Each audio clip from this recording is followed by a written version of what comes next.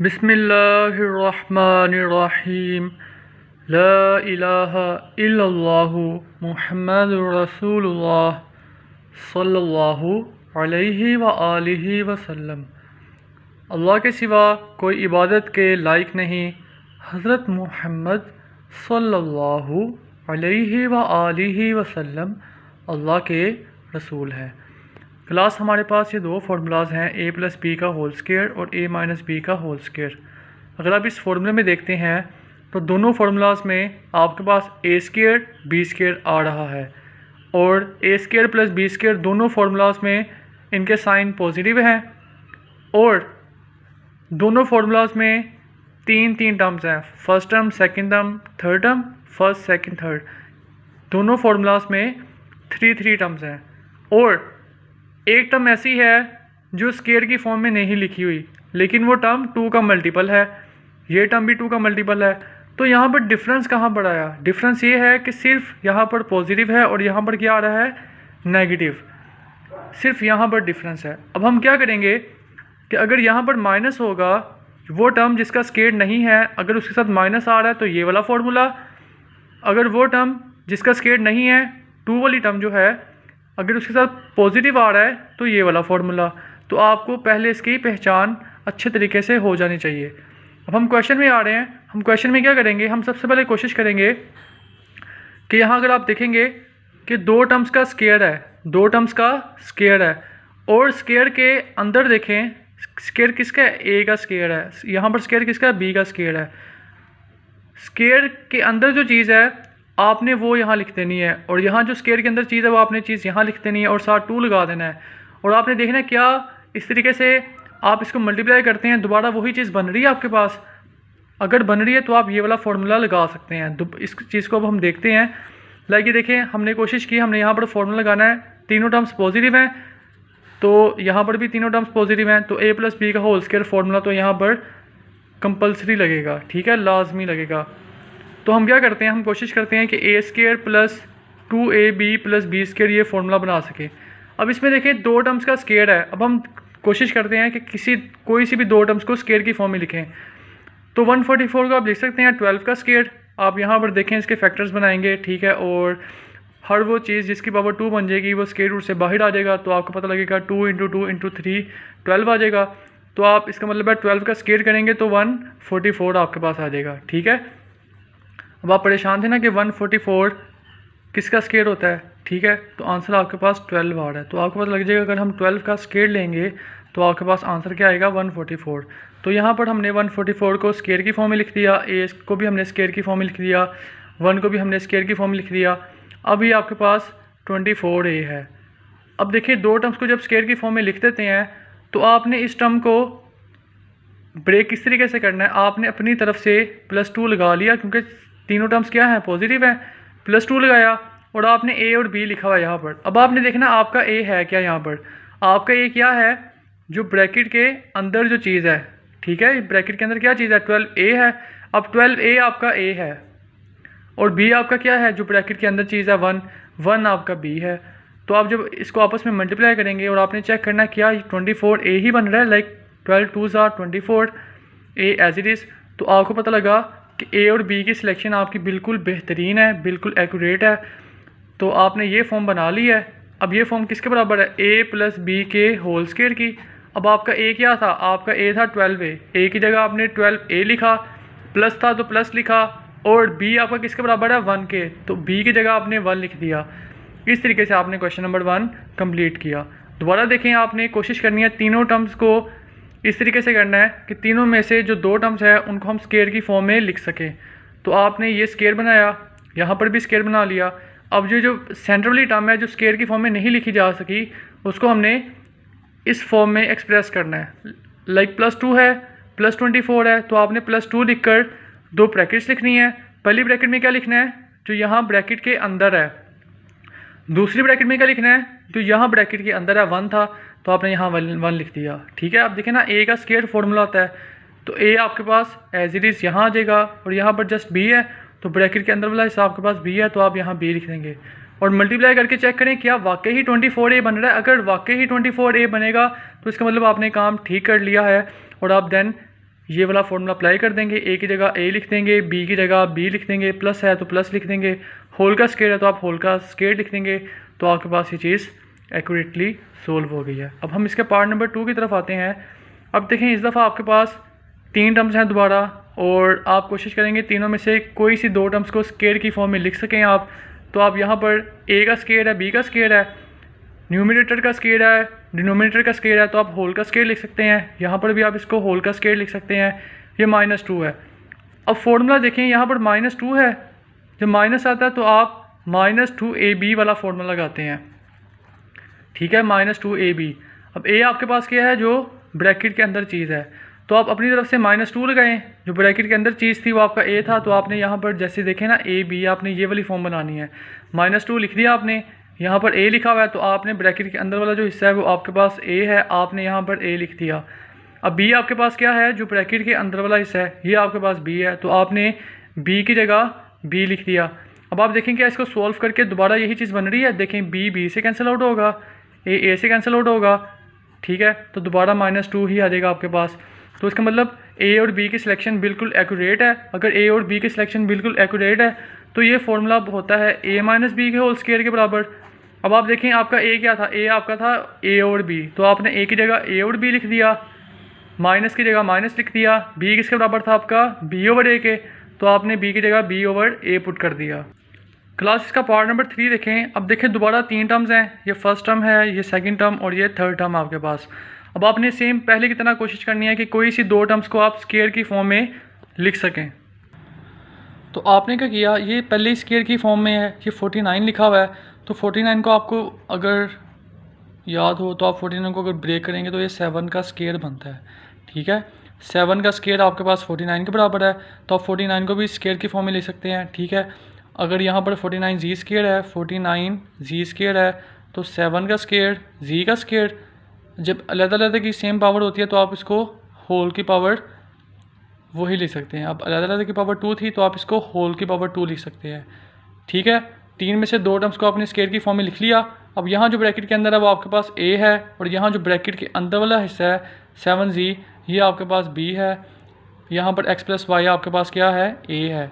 Bracket के अंदर वाला हिस्सा आपके पास a होता है, और यहाँ पर ब्रैकेट के अंदर वाला हिस्सा आपके पास क्या होगा, b।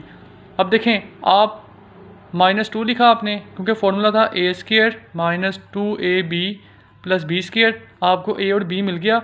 आपने देखा यहाँ पर माइनस है तो आपने -2 लगाया, a की जगह आपने a की वैल्यू लिख दी है, वो क्या थी, x + y। b की जगह आपने b की वैल्यू लिख दी जो कि थी 7g, तो आपने b लिख दिया। अब आप मल्टीप्लाई करके चेक करें क्या वाकई ही -14g × x + y बन रहा है। तो आप देखेंगे 2 7s are 14, g as it is, x + y as it is, ठीक है। तो ये फॉर्मेशन एक्यूरेटली बिल्कुल ठीक है। देन आप क्या करेंगे, ये हिस्सा बराबर है a - b के होल स्क्वायर के, तो आप a की जगह a लिखते हैं, a की जगह आपने a लिखा, a आपके पास क्या था, x + y।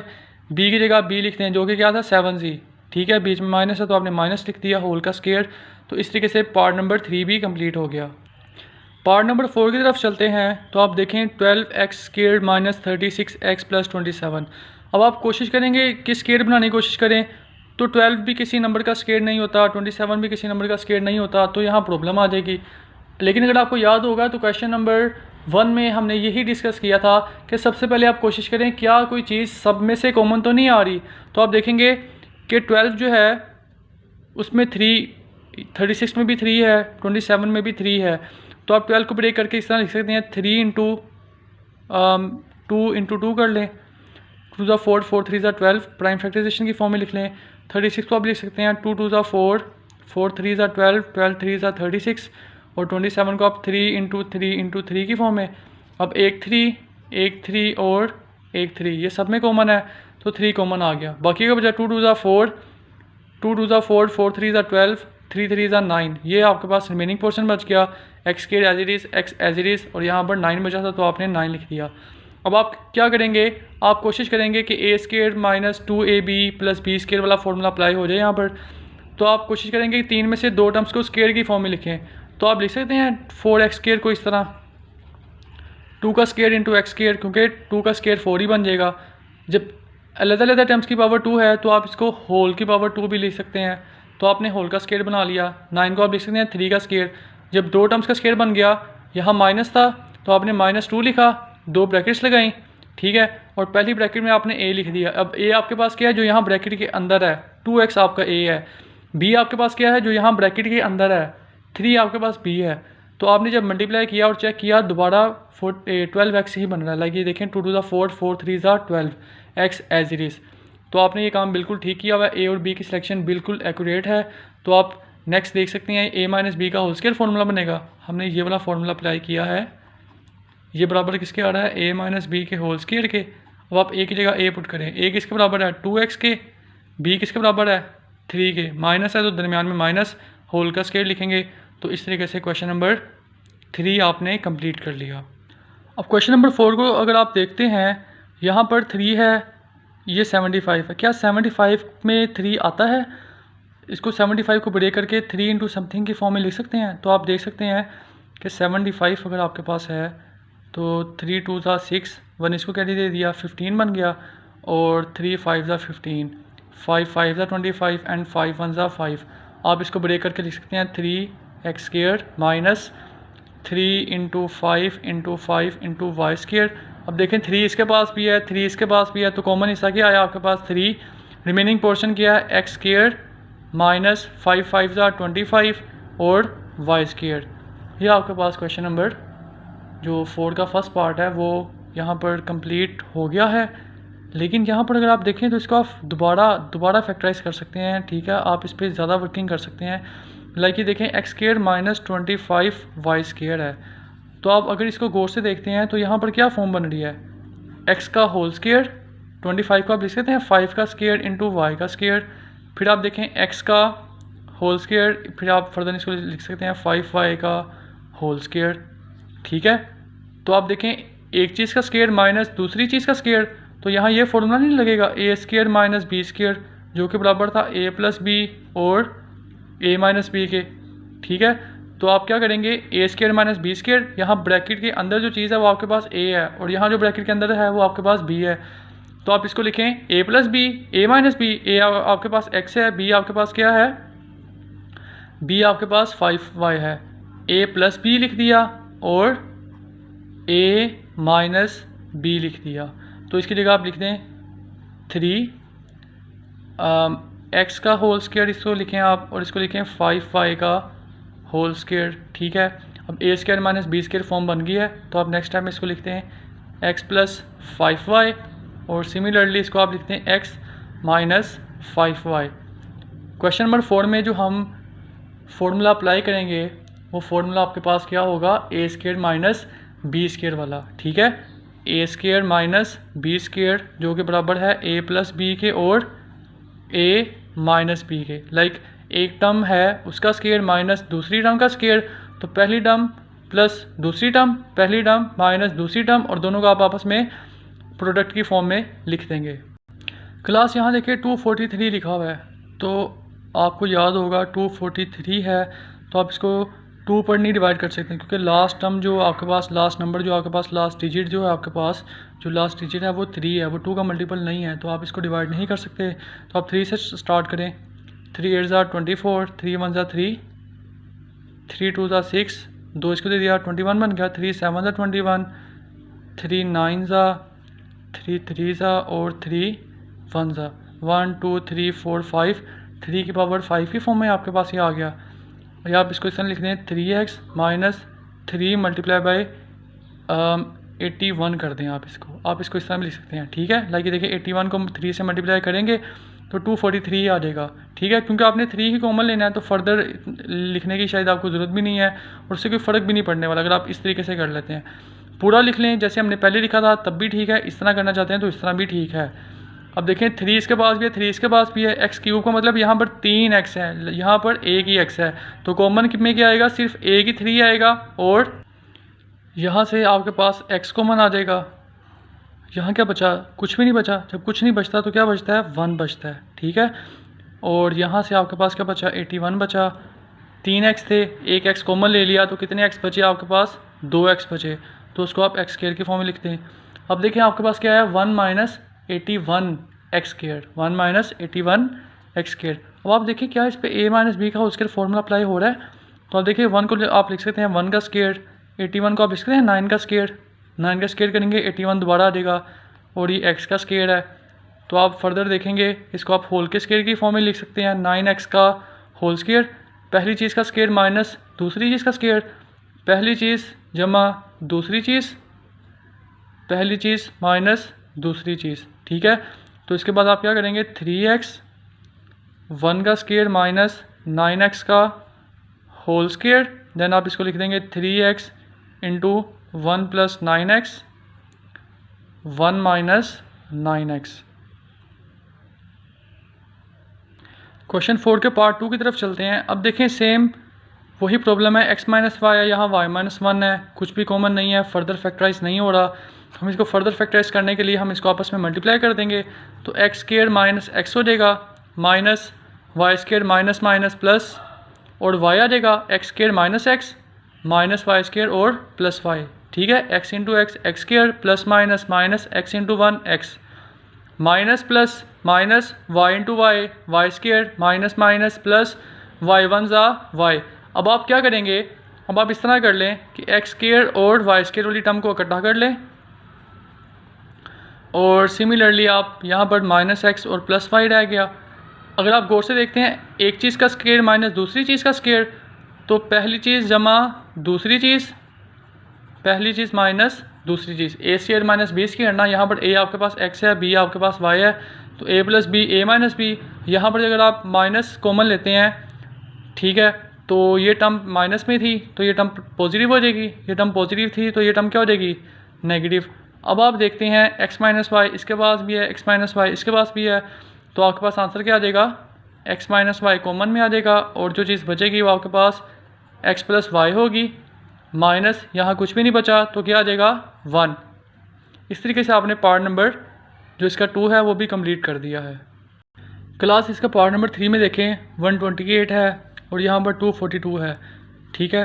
तो आप 128 को ब्रेक करके लिख सकते हैं 2 इंटू 64 की फॉर्म में, ए एम स्क्र, और 242 को आप देखें 2 1 ज़ा 2 2 2 ज़ा 4 2 1 ज़ा 2 ए एन स्क्र, ठीक है।